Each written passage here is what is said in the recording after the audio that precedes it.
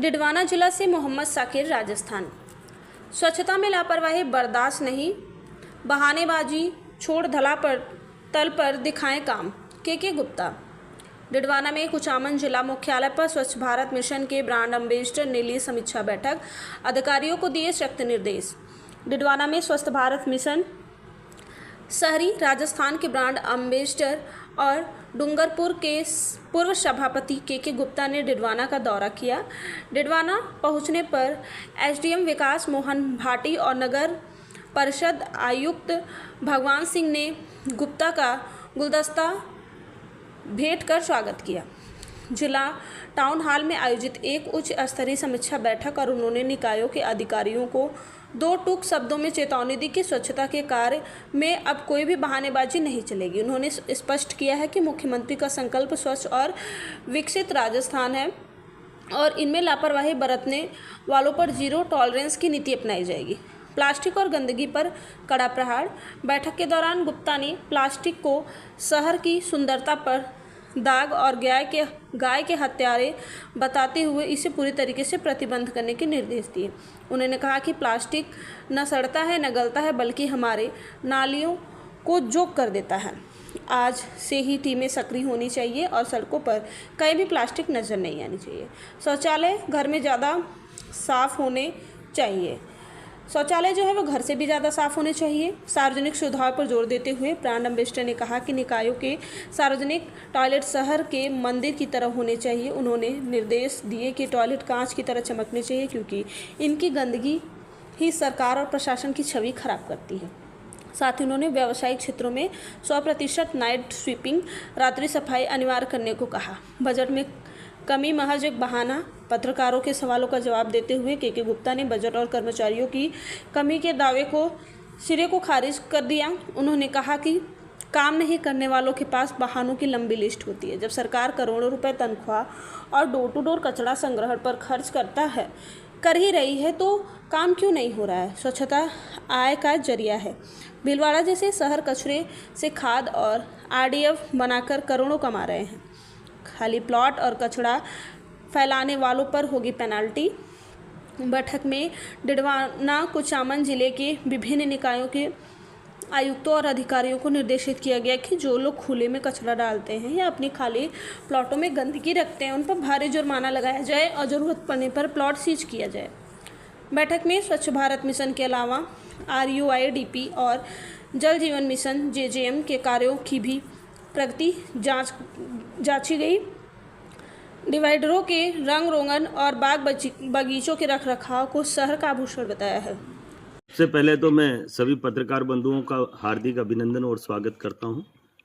जैसा कि पूरे राजस्थान को मालूम है कि राजस्थान सरकार के यशस्वी मुख्यमंत्री ने मुझे इसी माह की 2 तारीख को राजस्थान का स्वच्छता का ब्रांड एम्बेसडर बनाया और ये पद मेरे पास पिछली दोनों सरकारों में रहा है। मैं डूंगरपुर नगर परिषद का सभापति रहा था, जब मेरी नगर परिषद ने स्वच्छता में 1 नहीं 2 नहीं अनेकों प्रकार के ऐतिहासिक कार्य करके और देश के यशस्वी प्रधानमंत्री, देश के यशस्वी गृह मंत्री सम्माननीय अमित भाई शाह और अनेकों मुख्यमंत्री और भारत सरकार से राष्ट्रपति महोदय से हमने निरंतर आज तक हम सम्मान प्राप्त कर रहे हैं। इसके पीछे कारण ये था कि हमने स्वच्छता को धरातल पर इतनी मजबूती से उतारा, जिससे सरकार की भी वाहवाही और जनता में हमारे प्रति जो विश्वास जागृत हुआ, उसी को लेकर राजस्थान के यशस्वी मुख्यमंत्री ने मुझे इसकी जिम्मेदारी दी है और मैं निरंतर हर जिले में जाके हर निकायों की बैठक लेता हूं, अधिकारियों को दिशा निर्देश देता हूं कि आप लोग जो काम कर रहे हो उसमें थोड़ा व्यवस्थित कार्य करेंगे तो निश्चित रूप से आपकी निकायों की भी फिजाएं बदलेगी। जनता हमसे बहुत उम्मीद रखती है, सरकार आप लोगों पर विश्वास करती है। उस विश्वास की कसौटी में खरा उतरने के लिए निगम और पालिका और परिषद का सबसे बड़ा दायित्व है कि शहर स्वच्छ होना चाहिए। जिस शहर में स्वच्छता होगी उस शहर में रहने वाले लोग स्वस्थ होंगे और आने वाले समय में मैं एक बात पूरे विश्वास के साथ कह सकता हूँ, स्वच्छता धरातल पर उतरेगी तो राजस्थान समृद्ध और विकसित राजस्थान बनेगा। राजस्थान सपनों का राजस्थान बनेगा। इसके लिए स्वच्छता बहुत आवश्यक है। डोर टू डोर कचरा संग्रहण पूरे राजस्थान में हो रहा है, लेकिन हमने जो टिप्स दिए हैं उसके आधार पर अगर काम होता है तो उसके धरातल पर रिजल्ट बहुत जल्दी नज़र आएंगे। हमने ठेके दे दिए, लेकिन हमने ठेकेदारों पर वाच नहीं की। और वाच कैसे करते हैं उसके मैंने छोटे छोटे टिप्स दिए हैं। स्वच्छता में डोर टू डोर कचरा संग्रहण हमारा 365 दिन होना चाहिए, टाइम बाउंडेड होना चाहिए, और गीला और सूखा कचरा अलग अलग हमें लोगों से लेने के लिए अपील करनी चाहिए, आईईसी की एक्टिविटीज करनी चाहिए। इसके बाद प्लास्टिक मुक्त शहर होना चाहिए। आकर आम नगर परिषद नगर पालिका के सारे कर्मचारी अधिकारियों को स्पष्ट निर्देश दिए गए हैं कि राजस्थान के मुख्यमंत्री एक सपना देख रहे हैं। राजस्थान के मुख्यमंत्री दृढ़ संकल्पित हैं कि राजस्थान स्वच्छ बनेगा, हर हाल में बनेगा, और बनाने वाले हम सब टीम भाव से अगर काम करेंगे तो निश्चित रूप से राजस्थान स्वच्छ बनेगा, समृद्ध बनेगा, विकसित बनेगा और स्वच्छ राजस्थान बनेगा। जिस तरह स्वच्छ राजस्थान की स्वच्छ भारत मिशन की बातें हो रही है, लेकिन कहीं ना कहीं लंबे समय से एक सबसे बड़ी समस्या बजट की, जिससे नगर निकाय जूझ रही है, जिसके चलते धरातल पर कार्य संभव नहीं हो पा रहे हैं। देखिए, इस बात को मैं बड़े अच्छे शब्दों में स्पष्ट कर सकता हूँ। ये सब बहाने हैं। काम नहीं करने वाले के लिए ये बहाने कहे तब भी कोई अतिशयोक्ति नहीं। आज भी शहर के अंदर जितना पैसा स्वच्छता में खर्च हो रहा है, मैं दावे के साथ कह सकता हूँ, लिख के दे सकता हूँ, अगर उतना पैसा अगर व्यवस्थित ईमानदारी से खर्च किया जाए तो शहर की फिजाएं बदली जा सकती है। अब ये बहाने नहीं चलेंगे। काम करेगा, काम करना पड़ेगा। ये किसी के घर का काम नहीं है। डोर टू डोर कचरा उठाने के टेंडर कर दिए, ठेकेदार को हम पैसा दे रहे हैं, कर्मचारी हमारे पास है, साधन हमारे पास है। किसी के घर के साधन है क्या? कर्मचारी को घर से तनख्वाह दे रहा है क्या कोई नेता या अधिकारी? ये सारा का सारा बजट पहले भी आता था, आज भी आ रहा है। निश्चित रूप से थोड़ा बहुत हो सकता है 19-20। सरकार दृढ़ संकल्पित है, सरकार पैसा देगी, किसी को घर से खर्च नहीं करना है। अगर व्यवस्थाएं अच्छी होगी तो निश्चित रूप से सरकार का ध्यान भी जाएगा, जनता भी प्रसन्न होगी, और काम तो हम कर ही रहे हैं, उसमें खाली केवल थोड़ा सा सुधार की तो आवश्यकता है। तो इसलिए बजट तो ये स्वच्छता में तो बल्कि इनकम कर रहे हैं। भीलवाड़ा जैसी निकाय आज करोड़ों रुपए स्वच्छता से कमा रही है। हमने किया क्या जो हम बजट कम की बात कर रहे हैं? स्वच्छता इनकम का सोर्स है। कचरा बिकता है, गीले कचरे से खाद बनती है, सूखे कचरे से आरडीएफ निकलता है, सीमेंट फैक्ट्रियों में जाता है, पैसा मिलता है। हम काम करते नहीं है, केवल और केवल जनता को गुमराह करते हैं, सरकार पे आरोप लगाते हैं। लेकिन मैं प्रैक्टिकल आदमी हूँ, मुझे ये सब चीज़ें बहुत अच्छी तरह से जानकारी है।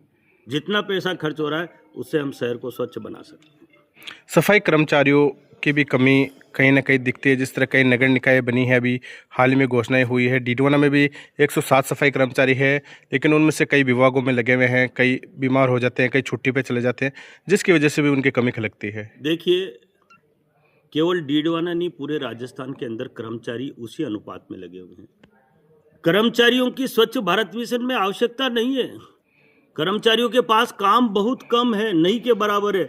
2014 से पहले सारा कर्मचारी कचरा उठाता था, कचरे को गाड़ियों में भरता था। आज कर्मचारी कचरा नहीं उठाता है।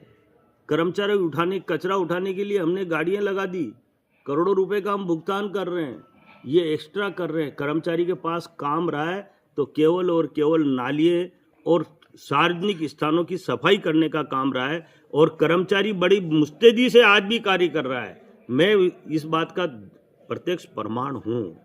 कर्मचारी अब आवश्यकता नहीं है। कर्मचारी तो कम होंगे तब भी चलेगा, लेकिन हमारी जो व्यवस्था है उन व्यवस्थाओं को हम सुचारू कर दें तो निश्चित रूप से कर्मचारियों की आवश्यकता ना तो पहले थी, ना है, ना रहेगी। जितना कर्मचारी है वो मोर सफिशिएंट है।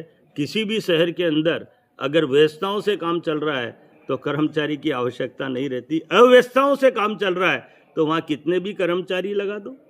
बहाने तैयार हैं कि कर्मचारी कम है। अब ये बहानेबाजी नहीं चलेगी। जो हमारे पास है वो सफिशिएंट है, खाली व्यवस्थाओं में बदलाव की आवश्यकता है। और निश्चित रूप से मैं दावे के साथ कह सकता हूँ कि बदलाव आएगा, क्योंकि सरकार कटिबद्ध है। जनता हमसे केवल और केवल सफाई चाहती है, जिसके लिए हम जिम्मेदार हैं। आपसे मैं एक सवाल करता हूँ, आप मुझे ये बताइए, आप एक तरफ कहते हैं बजट नहीं है, एक निकाय के अंदर कितने अधिकारियों को कितनी तनख्वाह सरकार दे रही है? किस बात की तनख्वाह दे रही है? करोड़ों रुपए सरकार के तनख्वाहों में जा रहे हैं। वो इसलिए जा रहे हैं कि शहर को स्वच्छ बनाना है। बाकी कोई तनख्वाह का मकसद दूसरा नहीं है, और जिम्मेदारी है अधिकारी कर्मचारी की।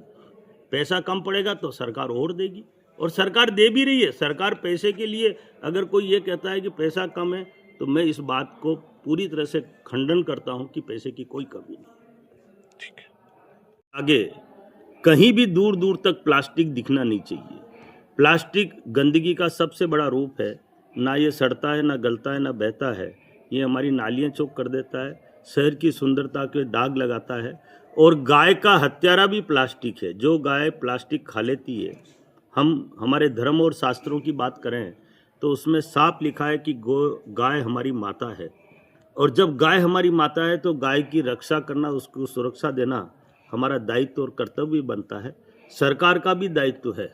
इसके लिए हमने कहा है कि प्लास्टिक आज के बाद, आज से ही टीमें लगा दें, प्लास्टिक कहीं नज़र नहीं आना चाहिए, और अधिकारियों को इसके लिए सख्त निर्देश दिए गए हैं। इसके अलावा हमने कहा है कि हमारे सार्वजनिक टॉयलेट, जो शहर के अंदर निकायों के मंदिर होते हैं, आम जन जब इन टॉयलेटों में जाता है, मैं एक बात कह सकता हूं कि टॉयलेटों की स्थिति अच्छी नहीं होने की वजह से वो हमारी बुराइयां करता है, हमारे खिलाफ बोलता है, सरकार के खिलाफ बोलता है। जबकि टॉयलेट घर से साफ ज़्यादा होने चाहिए, क्योंकि हमारे पास टीम है, कर्मचारी है, सरकार हमें पैसा देती है, अधिक कर्मचारियों को पैसा देती है, तो हमारा दायित्व है कि टॉयलेट हमारे कांच की तरह से साफ होने चाहिए। नाइट स्वीपिंग, रात्रि को सफाई कॉमर्शियल एरिया में 100% एरिया में होनी चाहिए, क्योंकि कॉमर्शियल एरिया में दिन में सफाई नहीं होती।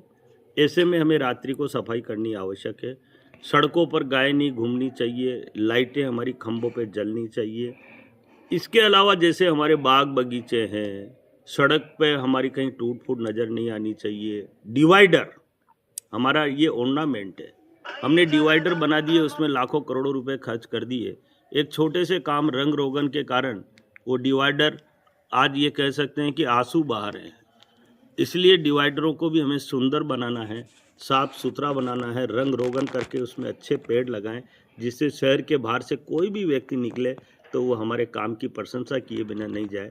और इन सब का मापदंड में एक बात बड़े विश्वास के साथ कह सकता हूँ, स्वच्छता का मापदंड जनता की माउथ पब्लिसिटी है।